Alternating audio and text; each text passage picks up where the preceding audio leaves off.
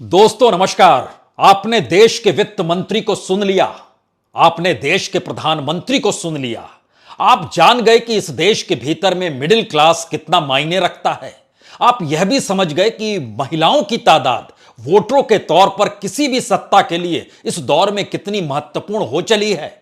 आप यह भी जान गए कि आदिवासियों को छूने की जरूरत है, और आप यह भी समझ गए कि इंफ्रास्ट्रक्चर पर सरकार को ही काम करना है, प्राइवेट सेक्टर के आश्रय वह रह नहीं सकती है। तो क्या इस बजट को समझते बूझते वक्त आप हमेशा संसद के भीतर बजती हुई तालियां या पीटे जा रहे बेंचों की आवाज सुन रहे थे, या प्रधानमंत्री जब मिडिल क्लास का जिक्र अपने भाषण में कर रहे थे तो उसको राहत और रियायत के तौर पर देख रहे थे? इस बजट के भीतर के पन्नों को आज खोलने की जरूरत है। सबको पता है कि 2023 में 9 राज्यों में चुनाव होने हैं। सबको पता है कि उसके बाद 2024 का बजट पूर्ण बजट नहीं होगा, क्योंकि तब लोकसभा चुनाव की मुनादी हो चली होगी। और सबको पता है कि इस दौर में भारत के भीतर की परिस्थितियां जो बेरोजगारी और महंगाई को समेट चुकी है, उसमें दुनिया के बाजार में भारत की बोली जो भी लगाई जाए, लेकिन यहां के लोगों की परिस्थितियां नाजुक हो चली है। पेंशन तक के पैसे को निकालने की स्थिति में यहां के करोड़ों लोग आ चुके हैं।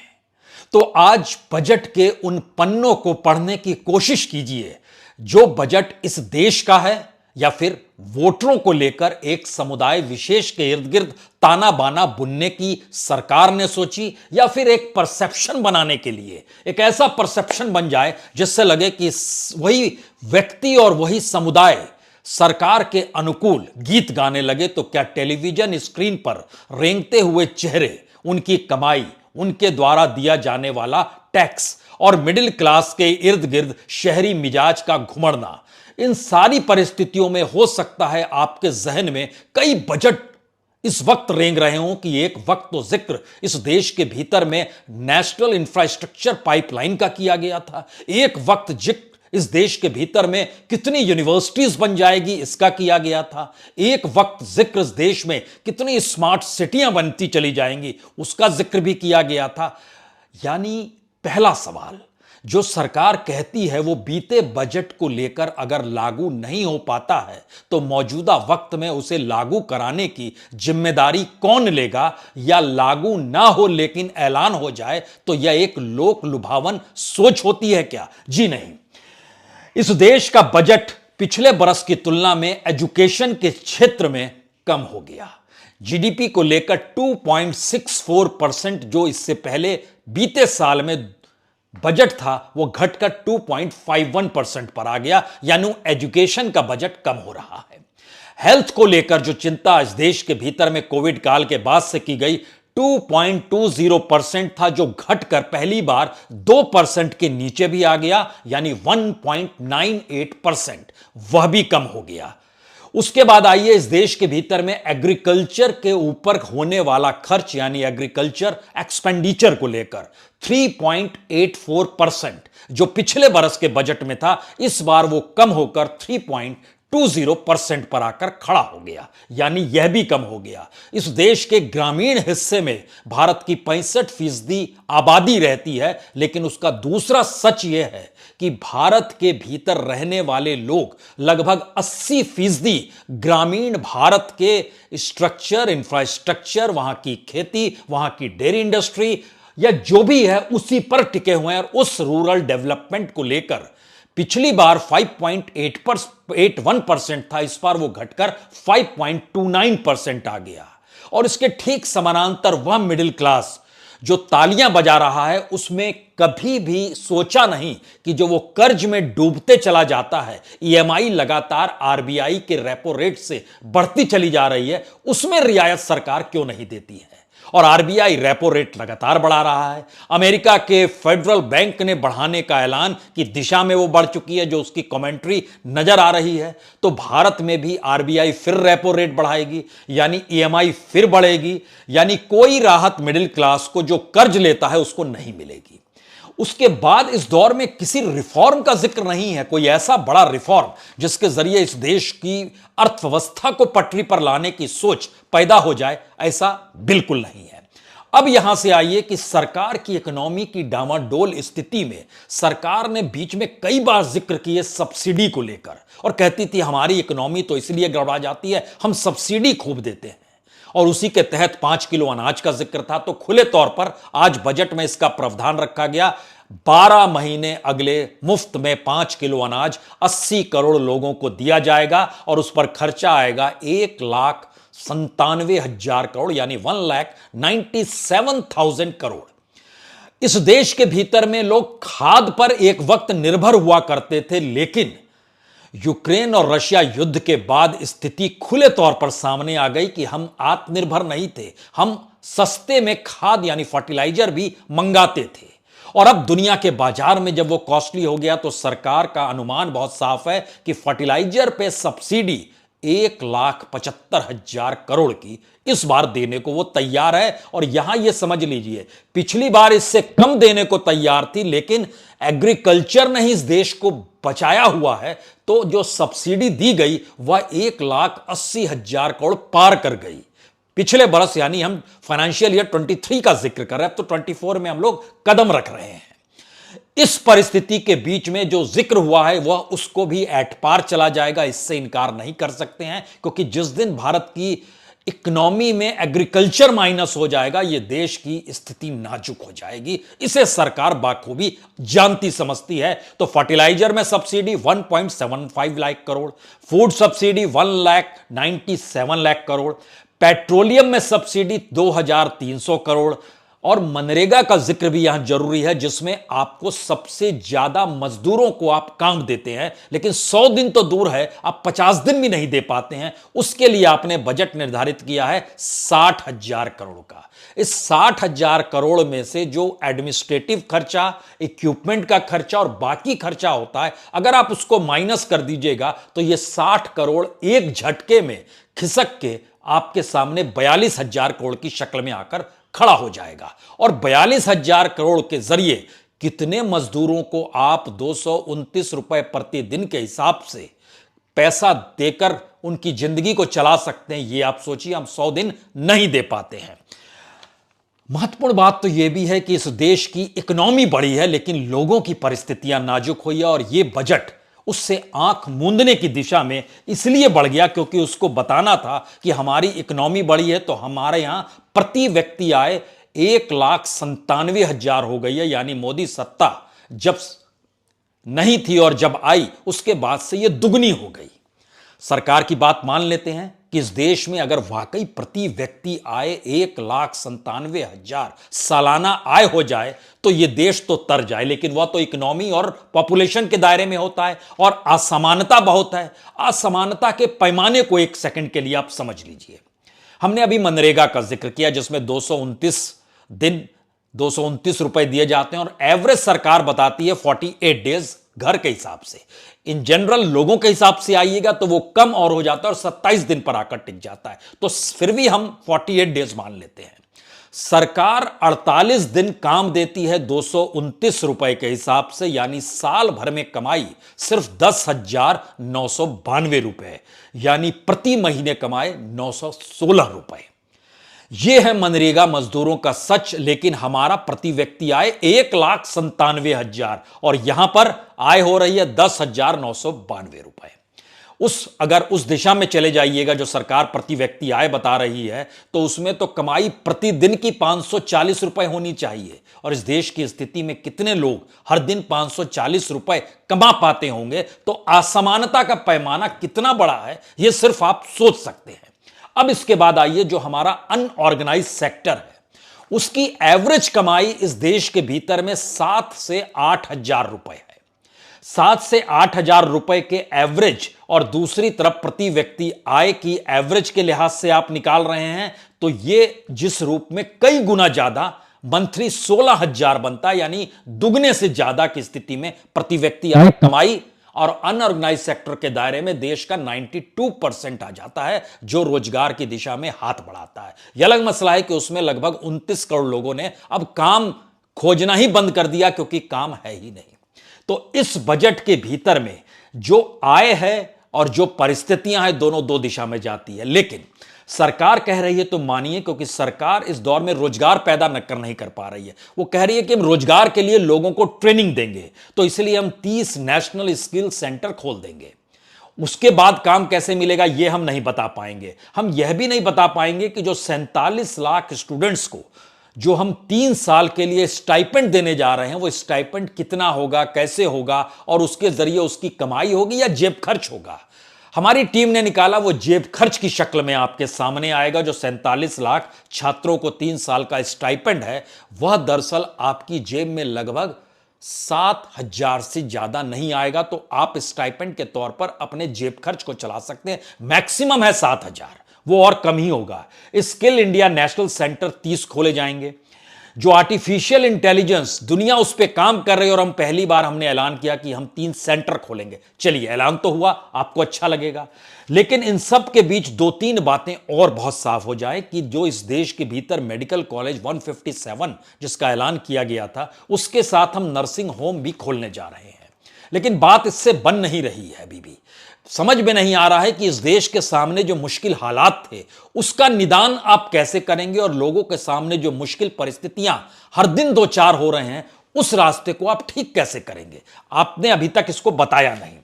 तो ऐसे में सरकार ने जो फेंका वह था मिडिल क्लास में 5 लाख तक कल तक कमाई जिसकी होती थी उसको टैक्स नहीं देना पड़ता था।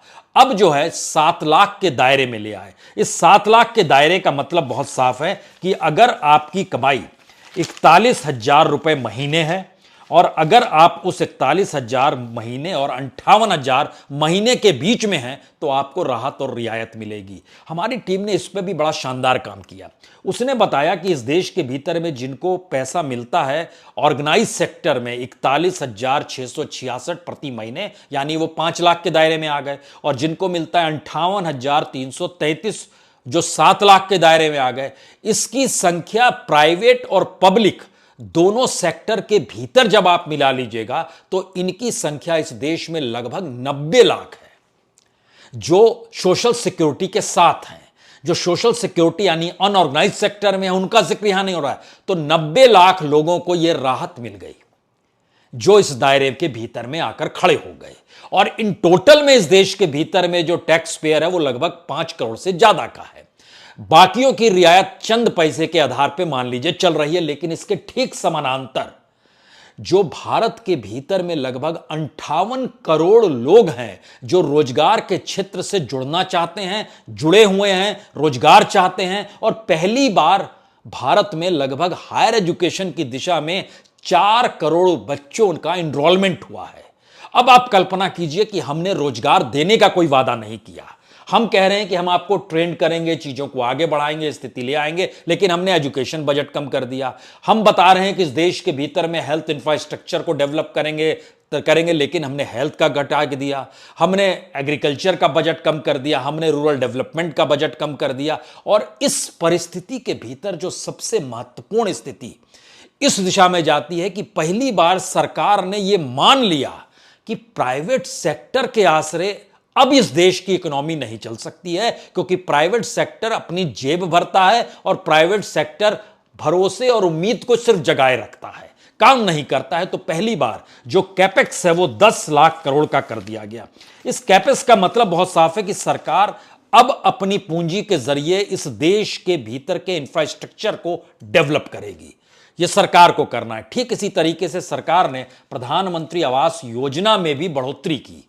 इस दौर में रेलवे के भी उसमें और 2,40,000 करोड़ तक का खर्च किया। तो ध्यान दीजिए, जो पब्लिक सेक्टर, जो इससे पहले हर कोई कहता था आप पब्लिक सेक्टर को क्यों बेच देते हैं, उसको मोनेटाइजेशन की दिशा में क्यों ले जाते हैं, जबकि वह खुद ही लाभ देने की स्थिति में रहता है। तो पहली बार सरकार को लगा जिस हालत में इस देश की इकोनॉमी खड़ी है, और उस इकोनॉमी को लेकर लोगों के भीतर जो आक्रोश है, तो उससे निजात तभी मिल सकती है जब सब कुछ हम अपने पैसे से खुद को डेवलप करने की दिशा में लाकर खड़ा करें। इसका असर क्या होगा? इसका असर एक तो बहुत साफ तौर पर होगा कि सरकार जब काम करेगी तो लोगों के सामने कुछ नजर आएगा, और सरकार अपने वोट बैंक के लिहाज से सही, लेकिन काम करने की शुरुआत तो करेगी। और शायद इसीलिए प्रधानमंत्री आवास योजना में 66% की बढ़ोतरी की गई, यानी 79,000 करोड़। आवास योजना का मतलब है सीमेंट की कीमत, लोहे की कीमत और मजदूरों को काम।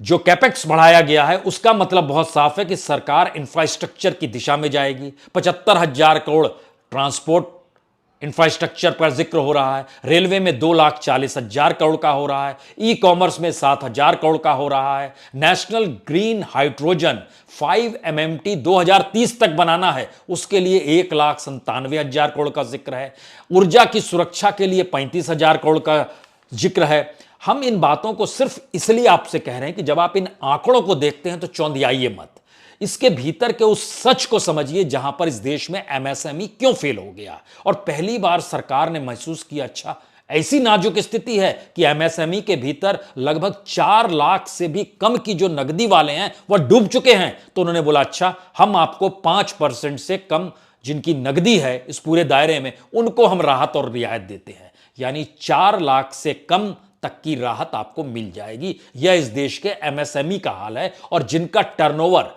3 करोड़ तक का है उनको भी टैक्स में रियायत दे देंगे। तो कौन सा बिजनेस एमएसएमई के तहत इस देश में चलता है और जिसका पूरा टर्नओवर ही 3 करोड़ का हो, तो उसको मजदूरों को जब वो रखता होगा 10 मजदूरों को, तो उनको कितना देता होगा, यह भी आप सोचिए। और उसके बाद जरा एक जहन में बात रखिए कि हमारी इकोनॉमी में कितना बड़ा वर्चस्व इस देश के चंद लोगों का है, क्योंकि 1,97,000 करोड़ प्रति व्यक्ति आय इस देश की एवरेज है, इस देश की इकोनॉमी के लिहाज से। लेकिन इस देश के भीतर की इकोनॉमी में जब आप झांकिएगा तो लगभग 92 करोड़ लोगों के दायरे में इस देश का लगभग 5,000 रुपया ही आता है। हम कहां जिक्र आपसे कर रहे थे 2 लाख करीब प्रति व्यक्ति, और कहां हम जिक्र कर रहे हैं 5,000 पर, जिसके दायरे में किसान है, जिसके दायरे छोटे और सीमांत किसान, जिसके दायरे में मजदूर है, जिसके दायरे में समूचा अनऑर्गेनाइज सेक्टर है, जिसके दायरे में वो तमाम रेहड़ी वाले, सब्जी वाले, जो भी आपके जहन में आता है सब समेट लीजिए। लेकिन सरकार जानती है कि परसेप्शन बनाने के लिए वह तबका ही काम करेगा जिसको प्यार से मिडिल क्लास कहते हैं। तो मिडिल क्लास जो टैक्स देता है उसमें चुनावी परिस्थितियों को देखते हुए कि वह परसेप्शन बनाएगा, देखिए आज से पहले कभी जो नहीं हुआ वो अब हो गया। तो जिनकी कमाई 41,000 से 58,000 के बीच है उनको तो राहत मिल गई, और उसमें जो दायरा में आया वो भी हमने आपको बता दिया। लेकिन ओवरऑल जो भारत की परिस्थिति है उसमें आदिवासियों का एक सवाल। अब आप कल्पना कर सकते हैं कि आदिवासियों को लेकर सरकार कहती है, अच्छा हम एकलव्य मॉडल स्कूल जो है उसको खोलेंगे, सैकड़ों की तादाद में, लगभग 740 खोलेंगे, 38,000 शिक्षकों की बहाली होगी, यकीनी तौर पे वो नौकरी आ गया। लेकिन एक सवाल यहां पर और आना चाहिए, 2015 और 2016 के भी बजट में आदिवासियों का जो जिक्र किया गया था और उनको जो राहत और रियायत देने का जिक्र था वह आज तक पूरा ही नहीं हो पाया। इस दौर में आदिवासी वनवासी हो जाए जो हो जाए, तो जो कहा जा रहा है वो कैसे पूरा होगा, यह एक अद्भुत सवाल है। और इस अद्भुत सवाल में एकलव्य मॉडल स्कूल आदिवासियों के साथ आप जोड़कर रख लीजिए, क्योंकि 2024 के जो अंतरिम बजट को लेकर सरकार पेश करेगी उस समय हो सकता है हम आप रूबरू होकर पूछिए, अच्छा आपको कोई मिला जहां शिक्षकों की भर्ती हुई, जहां पे एकलव्य स्कूल खुला? सरकार के पास पैसा नहीं है। सरकार किस रूप में पैसा कहां से निकालेगी, हमको लगता है यह भी आपको समझने की जरूरत है। आखिर में यह इसलिए बड़ा महत्वपूर्ण है क्योंकि सरकार अपने तौर पर जो कमाई कर रही है उसमें हमने आपके सामने सब्सिडी का एक ढांचा रखा। जो सरकार का रेवेन्यू है, कमाई जो है, नॉन टैक्स रेवेन्यू लगभग 3 लाख करोड़ का है।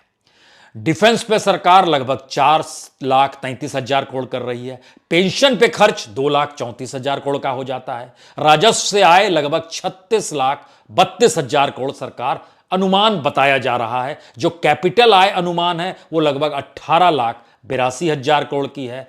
अब यहां पर एक दूसरा पीएसयू का आखिर में सवाल जरूर आना चाहिए, क्योंकि सरकार अगर खुद काम करेगी और प्राइवेट सेक्टर पर उसकी नजर अब जा नहीं रही है कि इनसे तो कुछ होगा नहीं, हमको खुद ही करना है, तो एक सवाल और है कि पीएसयू बैंक और आरबीआई का डिविडेंड, एक वक्त याद कीजिए 1 लाख 90,000 करोड़ तक सरकार ने ले लिया था और उस वक्त कहा जाता था कि 50,000 करोड़ से ज्यादा आरबीआई डिविडेंड नहीं देना चाहिए, लेकिन जलान कमेटी बैठा दी गई और सरकार ने पैसा ले लिया क्योंकि सरकार का अपना खजाना खाली हो चला था। इस बार जो अनुमान लगाया जा रहा है पीएसयू और आरबीआई डिविडेंड का, जो पीएसयू बैंक है 48,000 करोड़ का, तो यह डिविडेंड सरकार के पास आएगा, बैंकों से ही आएगा, आरबीआई ही देगी। जो पीएसयूज के डिविडेंड है वो लगभग 13,000 करोड़ के हैं। तो ध्यान दीजिए, सरकार जो डिसइन्वेस्टमेंट कर रही थी वह तो 20-21% से ज्यादा नहीं कर पाई, जबकि सस्ते में चीजें दे रही थी लेकिन लेने वाला तैयार नहीं था। और इन सब के बीच सरकार का जो कर्ज है जीडीपी के मुकाबले वह लगभग 57.2% पर पहुंच चुका है। सरकार ने इस दौर में गोल्ड बॉन्ड स्कीम लेकर आई, उससे आय दिखला रही है लगभग 9,700 करोड़। टेलीकॉम सेक्टर से जो आय दिखा रही है वह भी लगभग 90,000 करोड़ के लगभग है, एक्यूरेट लगभग 89,500 करोड़ का है। 3-4 बातें आखिर में खुलकर निकल कर आती है। पहली बात, इस देश के भीतर में सरकार अपनी इकोनॉमी से हाँफ रही है और वह समझना चाह रही है कि दरअसल अब अगर उसने चुनावी बरस में अपने वोटरों को नहीं देखा कि किस वोटरों को अपने साथ लेना है और उस समुदाय विशेष को जिसके जरिए परसेप्शन बनाना है, तो स्थिति नाजुक हो जाएगी। तो पहला सिक्का उसने वहां पर उछाल दिया। दूसरा, जो टैक्स से राहत और रियायत जो महंगाई के मद्देनजर इस दौर में पनपी लोगों के सामने, उसको कि मिडिल क्लास ईएमआई पर जीता है, उससे राहत रियायत देने की स्थिति में सरकार बिल्कुल नहीं है, पैसा ही नहीं है। और तीसरी बड़ी महत्वपूर्ण बात है कि पहली बार सरकार यह जान गई कि दरअसल प्राइवेट सेक्टर से खेल होगा नहीं, तो उसका एक ही उपाय है, शेयर बाजार को कुछ दो नहीं तो कुछ लो भी नहीं। तो लो नहीं, इसको शेयर बाजार ने पॉजिटिव मान लिया, चलिए आपने हमसे कुछ लिया तो नहीं, दिया या नहीं दिया हम तो आपकी इकोनॉमी को देख नहीं रहे हैं।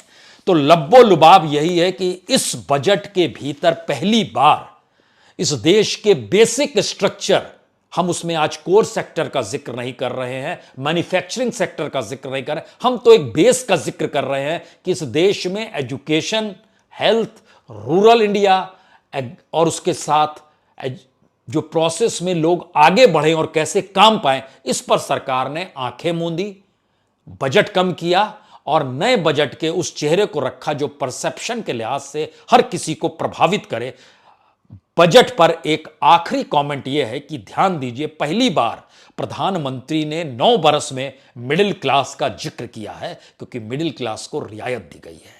इससे पिछले साल उन्होंने एग्रीकल्चर का जिक्र किया था, क्योंकि किसान आंदोलन इस देश में चल रहा था। उसके पिछले साल उन्होंने हेल्थ सेक्टर का जिक्र किया था, क्योंकि लोग कोविड से निकले थे।